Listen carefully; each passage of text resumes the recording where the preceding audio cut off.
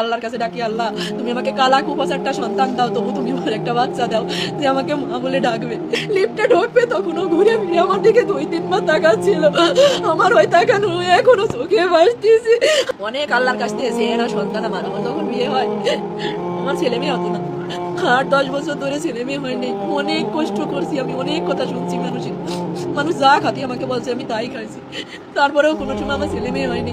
এক সময় আমি নামাজ রোজা কোরআন শরীফ এইগুলো করতে শুরু করি আর আল্লাহর কাছে ডাকি, আল্লাহ তুমি আমাকে কালা কুপাস একটা সন্তান দাও, তবু তুমি আমার একটা বাচ্চা দাও যে আমাকে মা বলে ডাকবে।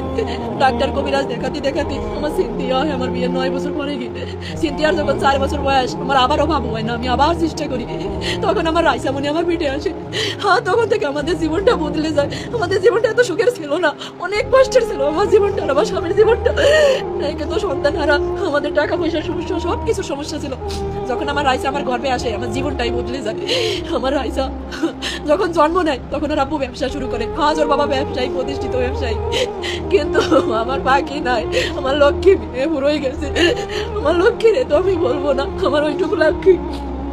8 বছর বয়স শেষ হয়ে 9 বছর চলতেছে। 9 পারা কোরআন শরীফ পড়েছে আমার রাইসামণির বয়স যখন 3 বছর। আর আমার সিন্তিয়া, আমার তখন ছেলে বাবুটা হয়নি। আমার বাবু তখন 4-5 মাসের পেটে। উমরা করতে গেছিলাম আমরা অল পরিবার, আমার হাজব্যান্ড আমার বাচ্চাদেরকে নিয়ে। আমার রাইসামণি সেই উমরা হজের ছবিও আছে। আমার রাইসামণিদের হজ করায় নিয়ে আসছে আমি আল্লাহর উপরে।